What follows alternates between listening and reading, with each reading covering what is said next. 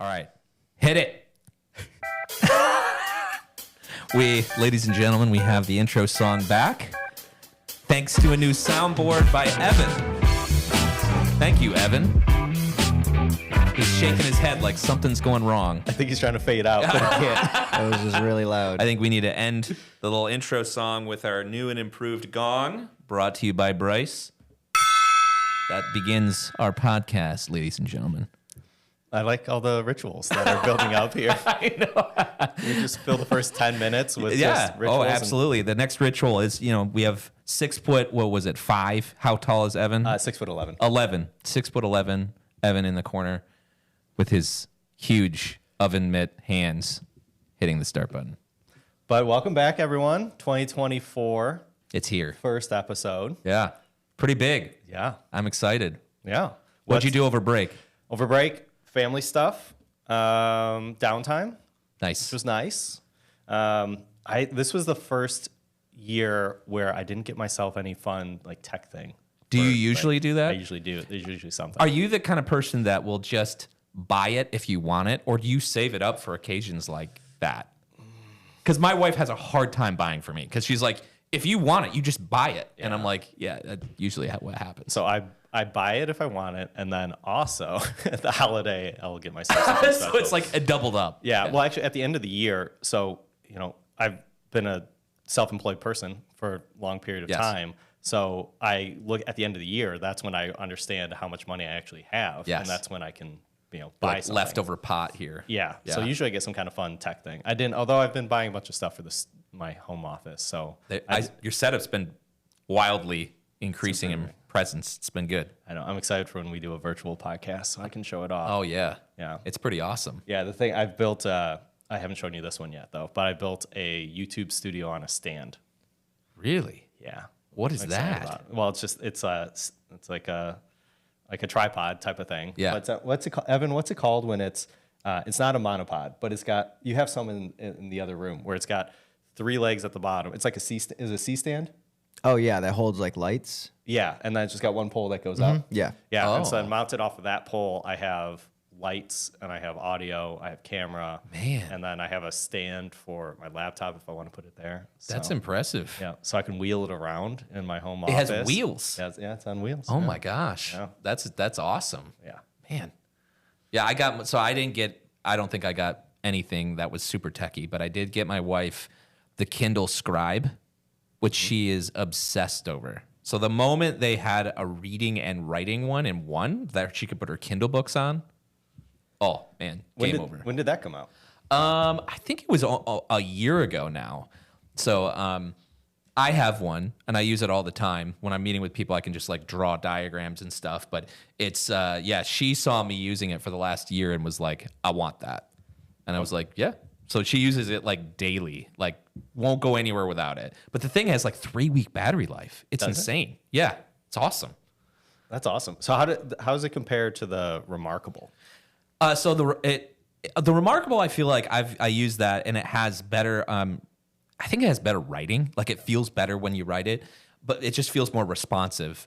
But you can't put books on it. So I think you can put EPUB, but obviously no Amazon store. So I've cycled through these. There's also one called Books, Boox, okay, and it has Android on it, the full Android. So you can put from the Play Store. You could even put video apps on it. It looks really weird when you're watching an e-ink. It's it's pretty messed up.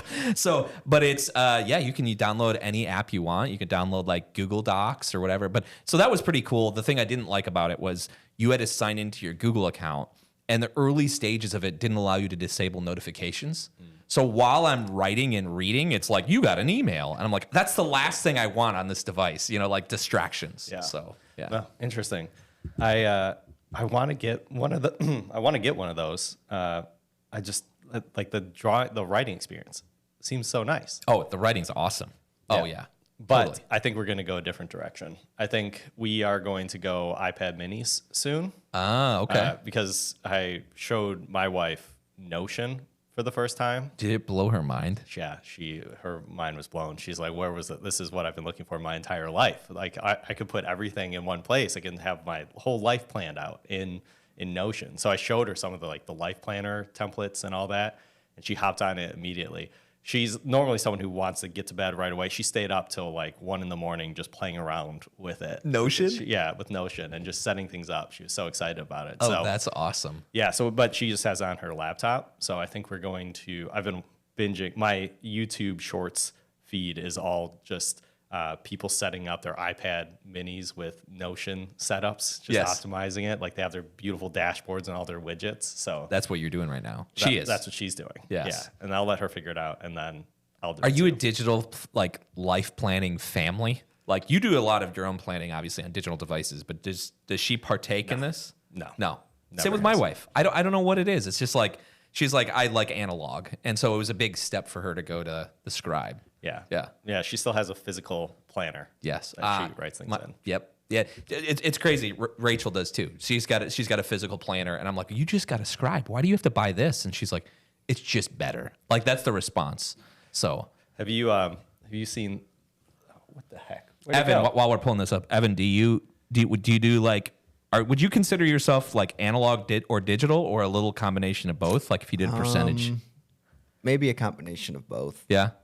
What do you like to use analog for? Like writing down things, I do a lot of my notes at work.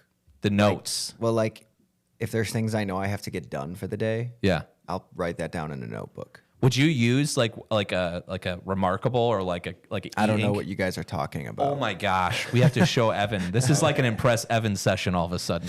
So Okay. I'm surprised you haven't seen these. Like this is Maybe I have, and I just can't think of it right now. But Oh, you'll appreciate this. Okay. If you use, so it's e-ink. Have you seen an e-ink display like this? yeah. Yeah. So it's just writing. So my wife they have the Kindle Scribe. This is the Remarkable, but like you can then use just like a Kindle, like a e-ink Kindle, but you can write on it. So Okay. the cool thing about it is they've just released it to where you can like highlight notes in your readings and everything, and that's pretty awesome. I like to read and then make notes and stuff. Okay. So I think it's so cool. Everyone, So- I don't know anyone who has one and hates it. the They all Kindle, love it. like the Any of these, any yeah. of these, yeah. Yeah. Oh yeah, everyone loves What do you these. think? Is it just so it's a digital notebook? Yeah, Pretty much? That's it. What you see is exactly what it is. You can like write on it with your device. It's like 3-week battery life. It's like insane. So I'd be interested. Yeah. It's like the best of both worlds. Yeah. You can get that analog feel Yeah. while it also being digital saves everything. that's exactly right. Yeah. The Remarkable is pretty cool because I feel like it has a really good feel to it, and it even will have the audible like when you're writing, you can hear it. It sounds really? it's so weird. It's like Yeah. So but it's cool. I That like is it. cool. Okay, well, get one, Evan, and let us know what you think. The thing I was bringing up was have you seen this? Oh my The- gosh, the big ass calendar. that thing is huge. It is really big. Did you get one? No, I haven't. Tempted to get it. This is, this guy Jesse Itzler. He's an author and also social media Yeah. influencer at this point. But this calendar, the whole idea of it is that you can see your entire year in one place. Wow. And so you're supposed to plan out your biggest things, your things that matter the most to you. You put them on there, and you see like does it all like fit, that. right? Yeah. Like you say something like, "We're gonna travel 20 times this year." Like, okay. Fit it all. Put it on there. Yeah. And I was thinking about it, like you really can't see your whole year in any like digital application that's Can't. out there, any physical planner or anything like that. So it's a simple idea. But it is. It's okay. cool. It if you look at the proportion of his finger, like they're not very big areas. I mean, like they're probably about a little less than a finger length. Yeah, sticky note size. Yeah, sticky note size. Yeah. So you would color code with different things that you want to do that are in there. And it's just supposed to be the big things. Like Yeah. you're not going to put in there like kids soccer practice Right. on this day. There's no way. Yeah. No, that's pretty cool. I like that. I've seen the countdowns on people's like screensavers or backgrounds that say it sounds kind of morbid, but how many minutes until like the end of your life? Yeah. I like that in ways that it's like it causes you from a psychological perspective to be like, I only have this much time left. What am I going to do? So Yeah, the what's it, memento mori? Well, I forget what it is, what the Latin phrase is for. But this is, that's a Stoic principle too. So I don't know. Are you into Stoic stuff? Well, at all? you brought it up to me, and I started reading some. What was it? What's it called? Ponderings or some? What is it called? Meditations? Marcus Aurelius? Yeah, by Marcus Aurelius. So I started reading some of that, and it was very interesting. So, Yeah. So that's I like that stuff. I like anytime you can see, just like time on a bigger Visualize scale it. like that. Visualize it. Yeah. Well, I have switching gears. I have another thing to impress Evan. Oh, if you ready? You guys are willing I'm ready. to entertain me. So this is going to be generative AI. Let me copy the link. So while you're doing this, Evan, over break, I literally had in my cart one of those Furby things with the AI to buy it for you. And then my wife walks by my desk and she goes, "What are you buying?" And I was like, "I'm buying this thing." And she's like, "It has a subscription? You're going to give them to it as a gift?" And I was like, "Okay." And she talked me out of it. Yeah. So I was this close to buying you a little Furby That's AI all right. thing. Yeah. So I think the second I learned about the subscription, it's a turnoff, isn't it? I was ready. I was ready to buy one too over break. And Right? See?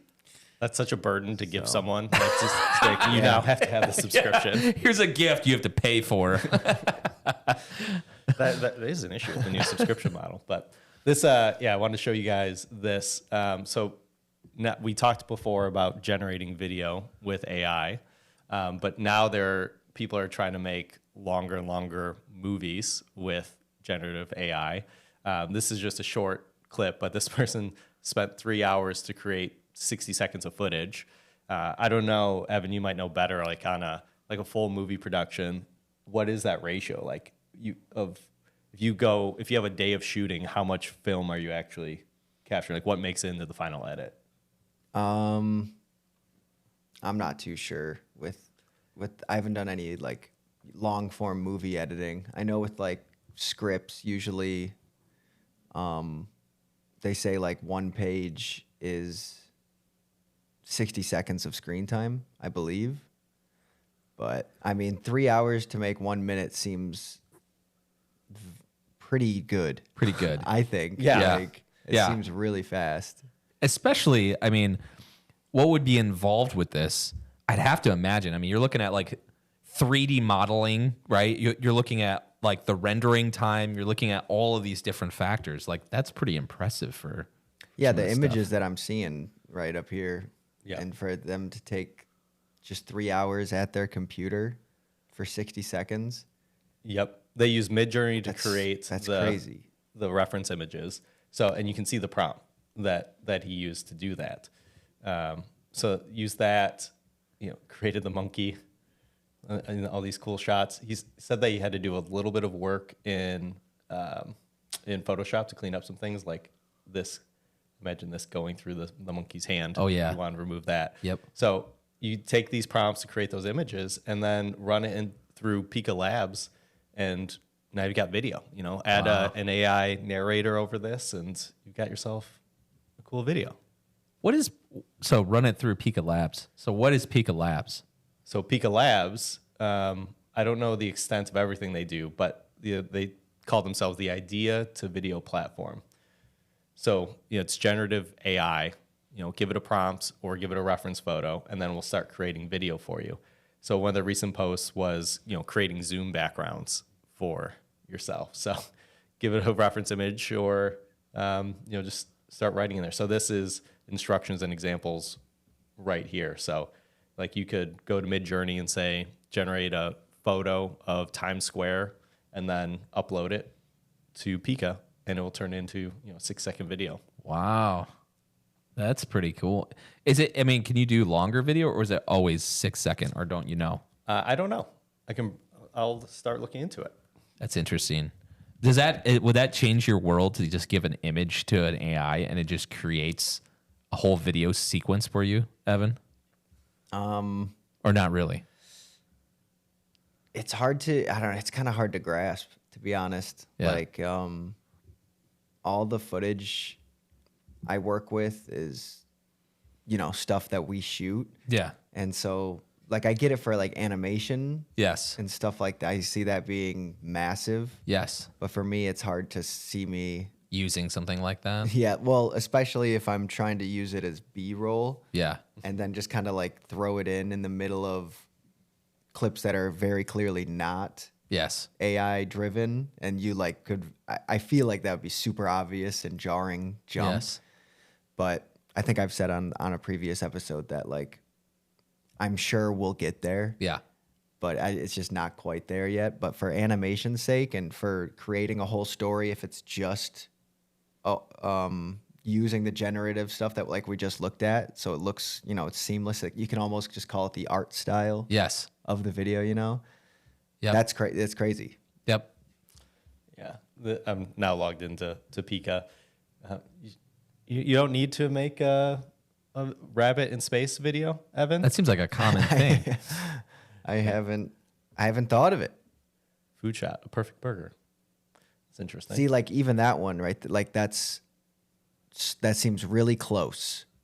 You know what I mean? Yes. Like it's don't look you too can't close. yeah Don't look too close. Yeah. you can't put it next to a footage of a real burger because it's pretty obvious then. Yes. But like it's already that's really close. I feel like. Yeah, it is. It's like uncanny valley. If you look too close, it's like, yeah, you can tell it's generated. But Yeah, it might be an interesting way to provide instructions for someone else for how you want them to shoot a shot, though, right? Like you could generate the clip like It's this true. and say, like, I want this kind of zoom effect. I want Sure, yeah. I want the burgers oriented in this way, right? Can you control all that in this? it looks in like it Pika? says Like- food shot, perfect burger, and then at the end it says macro shot, rotating shot, dolly in. That's kind of cool. You yeah, can like no, give it real. It is a dolly in. Yeah. Yeah, Yeah, that's cool. it's pretty cool. Maybe we should try to make an intro video for We ourselves. should. Yeah. Yeah. And we feed it like 6'11" Evan, like oven mitts, and like see what it comes back with. I do. When I'm chopping up videos from us into social shorts, I was saying this to Evan earlier. Whenever Evan's talking, I can't really include him. in Oh, it yeah. because there's no video of him, so it looks weird. Because usually it's just zoomed in on you while he's talking. While he's talking. And it's just, you're just listening to some voice off in the distance, and so we need to create some kind of avatar for him. Yeah. So I can just like pop that up when Evan's talking. And it could be like the Google Hangout one where the mouth moves. See? And the mouth's moving while he's talking. Yeah, Yeah. we can rig it up. See? I like it. I Yeah. like it. Cool. I have one more story, but anything else you guys want to say about any of this before? I No, move it's on? pretty cool. I like where we're going with it. It's very impressive. I think some people might be scared by like my sister, she's a creative, and so she gets really scared by some of this stuff because like a lot of what she does is creating this creative element. And so it's more of the art side of things. But when you're talking about just creating a story, that's where it's super exciting because you can kind of concentrate on making a really good story, and then the art, because you can make a visually aesthetically beautiful thing and have it have the lamest story, but now you can concentrate on a story. I think that's kind of cool. I agree. I use generative AI for a Christmas gift for someone. I forgot to mention that. So we have my wife's family does Secret Santa type thing, and with all the cousins. And what I had my cousin Andy. I took a photo of him, and then I used AI to generate him riding a griffin flying over a mountain valley of mythological battle, right? And then my wife didn't let me do this. I only gave him a small print of it. But what I wanted to do is I wanted to get like a mega-sized print for him to or like commission it to be painted or something. And just That would be have it, awesome. So he Frame could it. just hang it Yes. in his house. And my wife's like, no, he's not going to want that. And so when I gave him the small print, he's like, yeah, no, of course I want that. Like, give me that. So, What? Yeah. Yeah. That's obvious. so I love it because I could never create that. Like I have these It's thoughts awesome. in my head that I could never make on my own. Like Yes. it'd be so sad if I tried to draw him or Photoshop him doing anything. But then I can just, seed it with a picture of him. Yes. And that, yeah. And it does it. It does it. It's amazing. Yeah. You know, a lot of this talking about that. A lot of this reminds me of John and I. He's the owner of a studio.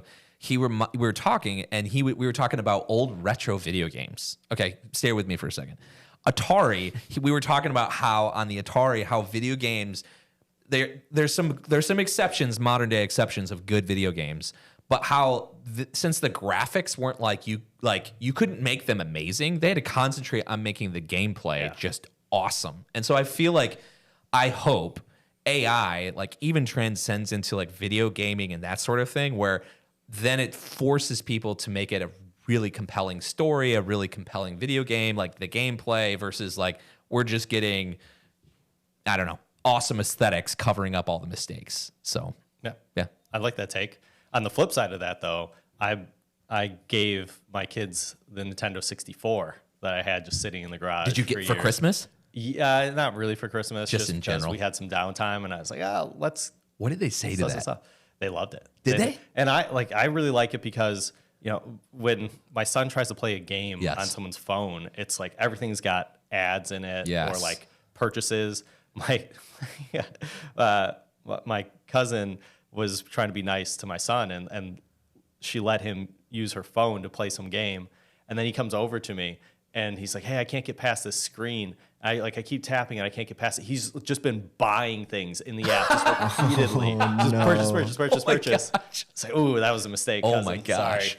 Sorry. So like I don't like that. Yeah. There's that, and then just all the dynamic content. You just don't know what's in any of these games or what they're signing up for. Versus you give them something like a traditional Nintendo 64 game, like it's a locked experience. Yes. You know, there's no internet involved in it. Yes. And you know what you're getting. So we only played one game so far. We busted out Diddy Kong Racing, and we played that together. That's amazing. Yeah. You can choose between that. Are you an aircraft, hovercraft, or are you a car guy? Okay, so you played a little bit, didn't you? Yeah. Well, I perform the best with the car, but the plane is the most fun.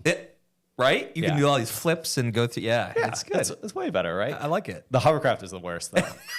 It's pointless. You're like, who chooses a hovercraft?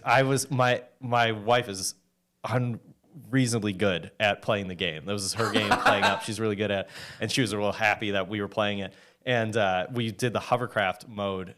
And then my 5-year-old son and I are just stuck under a bridge. It's horrible. We can't get, we could not make it work. And she's like laughing at us. It was so bad. That's hilarious. Yeah. Oh my gosh. Yeah, so we busted that out. I like it. Yeah, the past and the future of gaming feels more promising than the current state of it. Right? And I don't know where we could search for this, but the latest games. I think they were talking about who makes was it Starfield?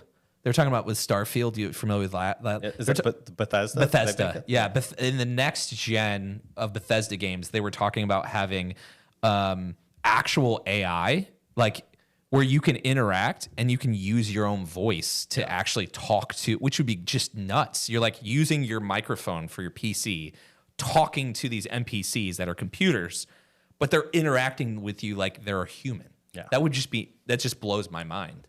Yeah, I think it's cool. I think we're going to see a round of games here where that's all just a total distraction because people are going to make these games thinking like it's so cool. We have this generative AI in here. We have all these talking NPCs. Yes, they're going to force the players to talk to these NPCs. You're going to get in these conversation loops. You're like, why am I don't want to do this. I just want to play the game. Exactly. Like, let me finish my quests. I think you're also going to get some hilarious like unintended AI responses. You're going to get tons of it on social media, which I'm excited to watch. Yeah. So. Oh, I bet. By the way, you've had the gong next to you in this the picture. Whole time. I'll move this gong aside. I don't know if you want it or not. We'll move it over here. Is that a better spot for it? Is this a better spot for the gong? Yeah, that's great. Okay, perfect. We'll get it out of the frame. Okay, I've got another story for you. Okay, let's hear it. So Evan were you asking? I was asking about this. Yeah, so Monster Tour Water. Yes, I've never had it. You haven't had it? Okay, well, it's just water. Nothing else in it? Water? Yeah, you want to look at it? Deep? It says deep well water. Yeah, I don't. Like a deep well just has to be 75 feet, right? Shallow well is 25 feet, so it's not really saying much. There's not even any ingredients. It's just, deep well water.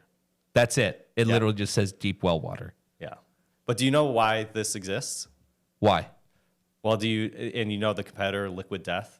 Do you know that? No, company? I don't know that either. Okay. You don't know Liquid Death? I don't think so. I thought that was very popular with all the stuff you guys talk about and seem to know about. So this says from Mount Laguna, California. So there's a deep well in Mount Laguna. Yeah, everyone knows that's where the best Coolest water comes from. But this is liquid death. Oh, yeah. I've seen this. You've seen those cans, yes. right? So, yeah, I mean, I don't think you're allowed to podcast if you don't know what liquid death is, because they sponsor every podcast out there. But, yeah, so liquid death, you haven't heard their origin story? I haven't heard. I don't think so. Okay, Remind me. Their origin story plays into this one. So, liquid death, they were created because the founders were, I don't know if they were musicians or they just went to all these concerts, and you would see all these musicians who were just like, they were drinking Monsters because like it looked cool. You drink Monsters, you drink Red Bulls, but like some of them just wanted to drink water, right? And there was no cool looking water. So they wanted to make a cool looking water. That's all liquid death is. And then they wanted to name it something ironic, and you call it liquid death. And like, it sounds cool. And like, you don't know, you look at that, you don't think that's water. No, I don't think that's water at all. No. But if you're, a rock star, you're drinking that on stage. That is rock star water. It is rock star water. Exactly. So the whole thing was they're like so people are drinking Monsters because it looks cool, but they really want to drink water. So we're going to give them water that looks like a Monster. Okay. So they go around and they just keep telling the whole world about this. This is their big pitch, right? And then, what does Monster do?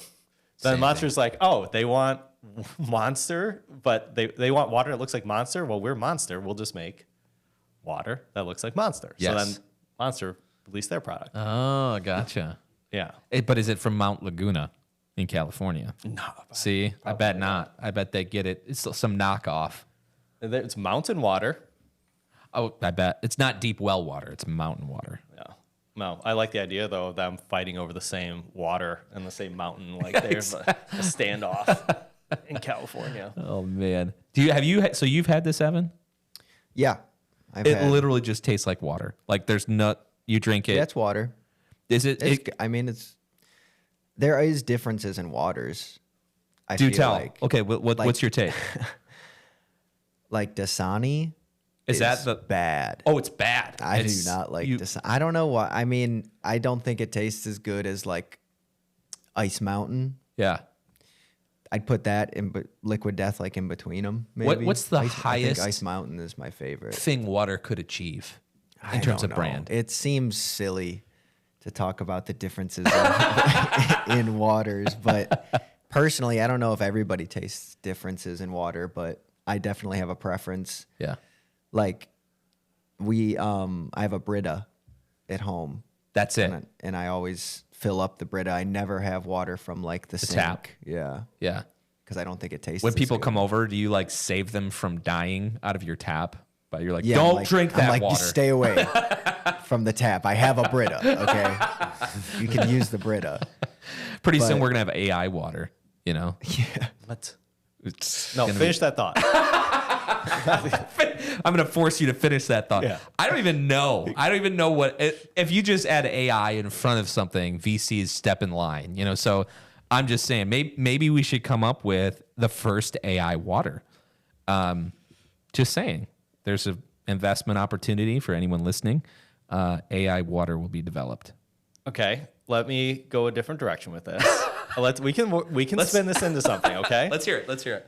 So imagine you have a filter that is not just filtering things out, but also adding things in based off of your diet and like your analysis, right? This is our AI water. Yeah. Looking right into the camera, selling it right now. This is our pitch.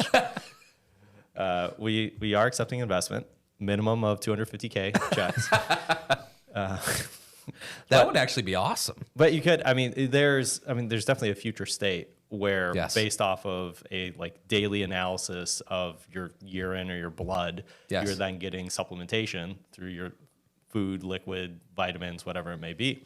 So you totally could. Like imagine, like, especially if you did like first thing in the morning, you wake up, it's a urinalysis. Like you use the smart toilets, because I think there's the smart toilets now Oh, is there? that will do like analyze your urine You're for pretty you. read up on smart toilets. I'm not that read up on it. I still have a dumb toilet in my house. All right. But yeah, so like imagine like that's the first thing you do in the Yeah. morning, go to the bathroom, and it makes a readout, and then it communicates with your smart water Water. supplier. Yep. Yeah. And then it will just add whatever vitamins, minerals you're deficient in. That's right? pretty cool. You'd have to have one different for each family member. Like you couldn't share it then. It'd be for you. Sure, what? Like The toilet? No, the water filter, right? Oh. Because if it's adding nutrients specific to you, your wife, your kids, they might need something different. Yeah, for sure. Yeah. Yeah. So it'd have to be aware of who's who, who's coming. All right, layer in more AI. It's just using visual detection Yes. to see like, oh, you're approaching the sink, and so now switch over and do this formula Yes. instead. Yep. Or can detect your DNA. Yeah. That would be So you have to lick the cup, put it down, detect that it's you. Yeah. I don't know. What is the AI's smartest? got my DNA. I don't know. Evan's That all sound a about little it. creepy? Evans, well, they already have mine. I did the 23 I mean, I thing. guess I have like facial recognition on my. It's pretty close there, right? Did you do 23 and me? No, I'm talking about just Did like you do it? facial recognition I didn't on do your it. phone. I did another. You did a different one. Okay. Yeah, but you didn't see I've this, already got Evan? enough of my. Uh-huh. The data breach with 23andMe. So not everyone's, but some amount of people on 23andMe, their DNA was stolen. Did you know this, Josh? Oh, I didn't know this. Oh, no. My palms got sweaty all of a sudden. It's like, oh my gosh. Oh boy. Yep. In early October, we learned that a threat actor accessed a select number of individual 23andMe.com accounts I'm screwed. through a process called credential stuffing. I'm screwed. Oh my gosh. Yeah. They got my DNA. There's nothing I can do about it. Yep. Specifically, DNA relative profiles connected to these compromised accounts, which consist of information that a customer chooses to make available. I don't know did the actual DNA?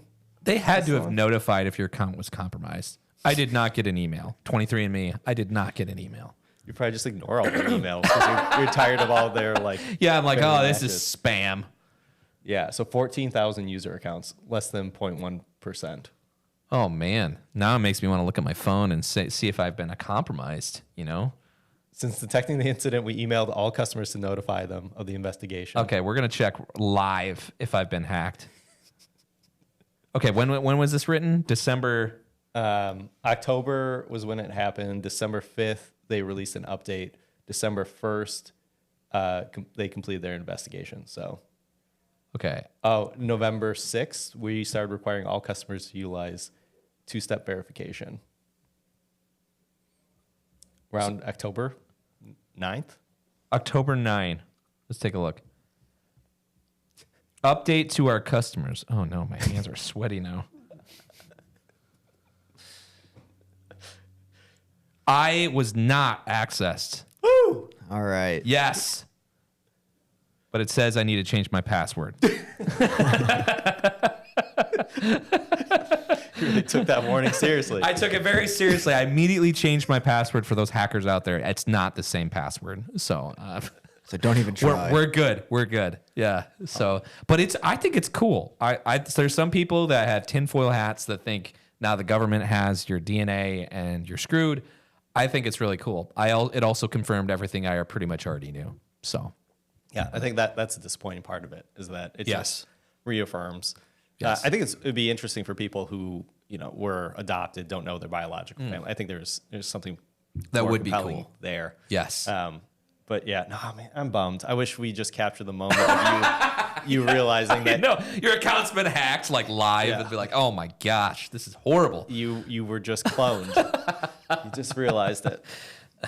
Now, the thing is okay, so I don't know anything about this. Is like, how do they, what do they, when they take my DNA sample, they obviously couldn't store the entirety of the DNA sample digitally. Why? Could they? I don't know. I don't know anything about it. So that's why I'm almost as a question. I'm like, they couldn't, right? What do you think So- they do with the DNA? I would think they run it across multiple tests or something, and then it just gives you the results. But I could be wrong. I don't know how they. But although they add new things all the time, so they have to have some kind of sampling. So Did you ever see? There's some stat about like how much data is encoded in a strand of DNA. It's enormous, right? I mean, it's huge. A diploid genome can store 1.5 gigabytes of data, Yes. and now consider that a human body consists of 100 billion cells. Yep. So, Yep. I guess that's a big number. It's a big number. Yeah. So I get what you're saying. They're Yeah. not storing. There's no way. They're not storing a terabyte of information on you. I wouldn't think so. I mean, shoot. Maybe they are. It's in Amazon now. It's in the cloud. But Amazon owns 23andMe, or you're just saying? I'm just saying. owns it? No, but I think 23andMe is owned by what? One of the wives of the Google founders. Really? I think so. Yeah. If you do a search on it, I think is it Sergey Brin or I thought it was Brin. I could be wrong. Okay. Let's see. Ann Wojcicki. Is that who you're talking about? Wojcicki. Sorry. Said your name wrong. Is that who you're talking about? I could be. You'd have to see like who they're married to, because I'm pretty sure I thought for sure it was one of the wives of like the Google founders. Yeah. Well, if only I had her family tree, I would know. Yeah, you should. I don't know why you don't. I mean, it's on my background in my computer. So Yeah. Yeah. Sergey Brin. that's it. Sergey Brin's wife. That's what I thought. Yep. I do know what I'm talking about. Sometimes. One thing. All right. Well, we're coming up on our time here. Do you have any closing thoughts? Anything to inspire the world with? Oh, man. Boy, do I ever hold on to your butts, because this is going to get inspiring. No, I don't. That is a phrase. Hold on to your butt is a phrase I had never heard until I started working with City Innovations. So, Oh, I was going to say I thought you were going to say until I watched Jurassic Park. what? Is That's that in Jurassic Park. Do you know what I'm talking about? Yeah, absolutely. Yeah. No way. Look for GIF. Literally call it, say Jurassic Park GIF. Hold on to your butts. Yep, I see it here. See? Let's see if I can bring it It's up. when they're Samuel shutting L. off. Jackson. Yeah, Samuel L. Jackson's shutting off the power to the park, and he goes, he's holding a cigarette, and he goes, hold on to your butts, and he shuts off the power. Yeah, okay, I'll bring it up. See? Okay, well then I think we should make this the closing statement. So, Josh, please give your advice to the world. Hold on to your butts. So Thank you. Now, gong or outro song? Gong to start. gong to start, followed by outro song.